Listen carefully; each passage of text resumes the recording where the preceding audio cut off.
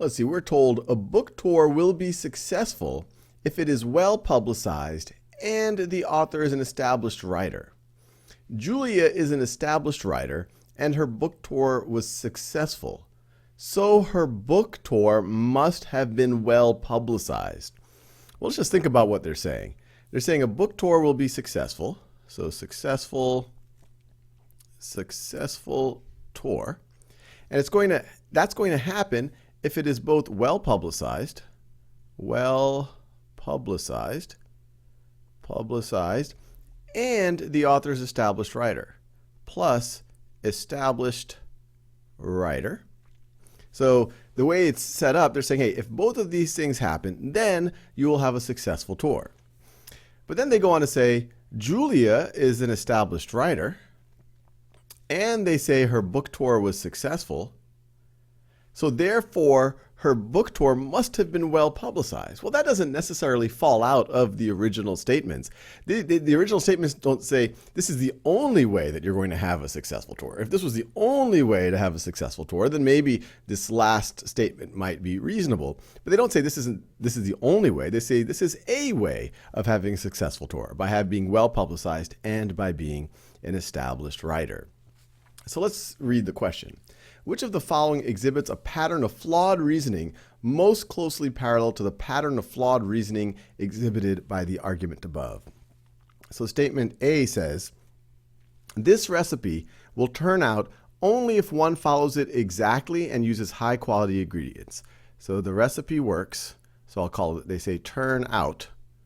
The recipe turns out only if follows exact, and high quality ingredients. High quality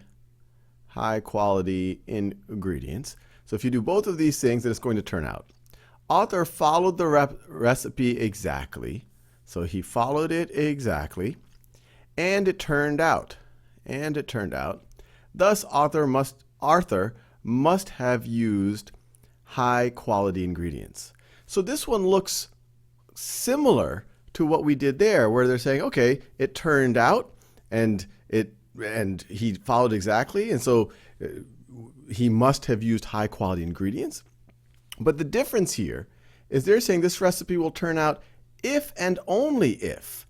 Will turn out only, or I should say, this one says this recipe will turn out only if. So saying this is the only way to get it to turn out.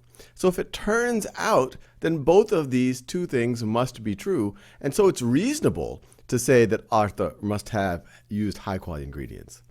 Over here, they didn't say a book tour will be successful only if. If that was true, then the argument would not have been flawed. So I'll rule this one out, even though it looks similar. The difference here is they're saying only if. This is the only way to get the recipe to turn out. While over here, they're not saying this is the only way to have a successful book tour. Choice B. If a computer has the fastest microprocessor and the most memory available, it will meet Alita's needs this year. So if it's fast, plus memory, plus most memory, plus most memory. So if you have both of those, it will meet Alita's needs. It will meet Alita's needs. This computer met Alita's needs last year. So it met Alita's needs last year. So it must have had the fastest microprocessor and the most memory available.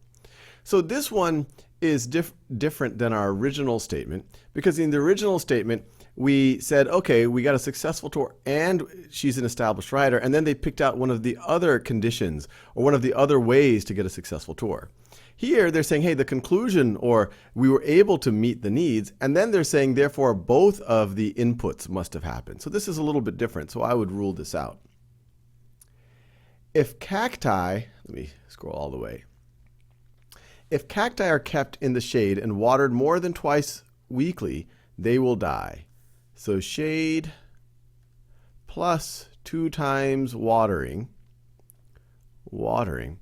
they will die. This cactus was kept in the shade. It was kept in the shade and is now dead. Therefore, it must have been watered more than twice weekly. So this one looks really interesting because just looking at the argument doesn't necessarily mean that it must have been watered twice, more than twice weekly. It doesn't say that cactus will die only if they are kept in the shade and they are watered more than twice weekly. If it was only if, like we saw in choice A, well then you might be able to make that conclusion. But this is very similar to the original statement where they're saying, hey, look, if this and this happens, then this is going to happen. And then they give a situation where they say, okay, it did die, and one of the things happened, and so they're trying to make the conclusion that the other input, that other condition must have happened, but that's not necessarily the case. It would only be the case if they said, if cactus, or the only way to kill the cactus is if they are kept in the shade and watered more than twice. So this one looks like, seems to have the exact same structure as our original argument, or has the same flaw, I should say. So let's just verify the last two choices. A house will suffer from dry rot and poor drainage only if it is built near high water table. So built high water table.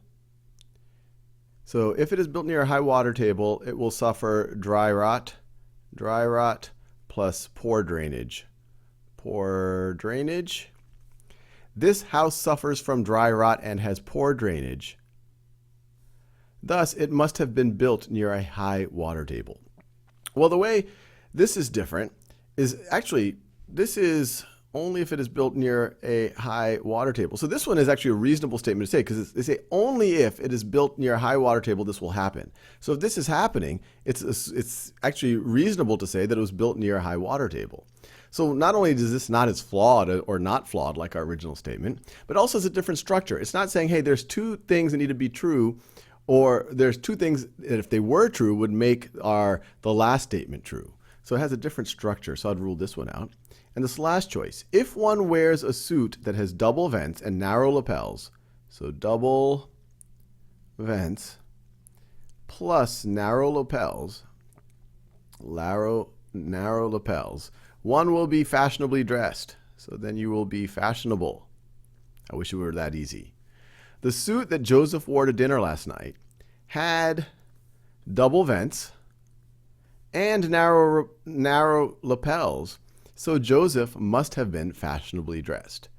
So this one, if you assume this original part, if you say, hey, if one wears a suit that has double vents and narrow lapels, one will be fashionably dressed. If you accept that conditional, that if you said this is true, then actually the conclusion is fairly reasonable because Joseph is meeting those first two conditions. And so if you believe them, then you could say that he must have been fashionably dressed. So this is it's not flawed the way the original argument was, and it also fundamentally has a different structure. So I feel good about choice C.